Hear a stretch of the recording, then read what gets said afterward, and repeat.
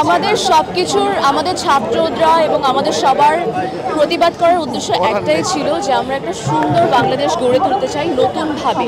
আমি স্পেশালি সবাইকে বলতে চাই যে নতুন বাংলাদেশের সাথে সাথে আমাদেরও নতুনভাবে চিন্তাভাবনা করা উচিত। আমাদের চিন্তাভাবনাটা সুন্দর হওয়া উচিত। আমাদের একটু ধীরশীল হয়ে আমাদের কোনো কাজ বা কিছু করার আগে 100 বার চিন্তা করা উচিত। বিকজ আমাদের যে কোনো একটা কাজ বা যে কোনো একটা স্টেপ নেক্সট বাংলাদেশ বা মানুষের উপর অনেক বেশিভাবে প্রভাব ফেলতে পারে। সো আমাদের অনেক অনেক বুঝে শুনে কাজ করা উচিত। এখন বাংলাদেশ গড়ার দায়িত্ব সবার হাতে, আর অন্যায় না হোক, আমরা সবাই ধীরশীল হই এবং আমরা সামনে সুন্দরভাবে বি পজিটিভ। দেখুন, নেগেটিভ হয়ে কিছুই হবে না। আমাদের এখন সময় হচ্ছে একজনের পাশে দাঁড়ানো।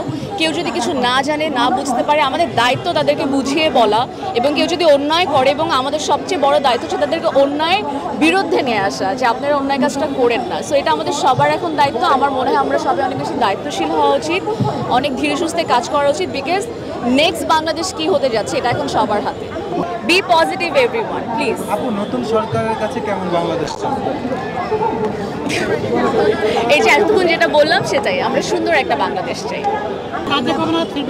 কাজে ইনশাআল্লাহ আমার দেশটা সব স্থির হোক, সব কিছু ঠিকঠাক হোক। ভেরি সুন কাজে ফিরবো এবং আপনারা আমার কাজ দেখতে পাবেন।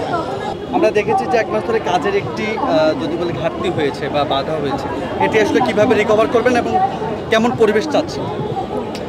দেখেন, রিকভারি তো আসলে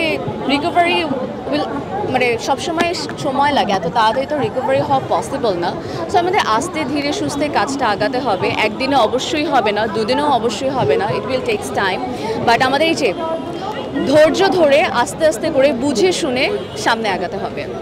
এই মুহূর্তে আমাকে যারা শুনছেন না তাদেরকে বলতে চাই, যেহেতু আমাদের বাংলাদেশে নিউ ফর্ম হচ্ছে, একটা বলা যায় হচ্ছে নতুন জন্ম, এবং আমাদেরও কিন্তু নতুনভাবে ভাবার একটা অনেক বড় জায়গা আছে। আমরা এতদিন যেভাবে ভাবতাম এভাবে ভাবলে হবে না, আমাদেরকে নতুন করে ভাবতে হবে। এবং এই আন্দোলনে আমি একটা ব্যাপার খুব সুন্দর করে খেয়াল করলাম, এখানে কিন্তু আমরা একজন আরেকজনের জন্য দাঁড়িয়েছি। এটা যাতে এই টাইমটাতে শেষ না হয়ে যায়, এটার জন্য সবসময় আমরা একজনের পাশে দাঁড়িয়ে সুন্দর বাংলাদেশ গড়ে তোলার জন্য একসাথে আগাতে পারি। Thank you.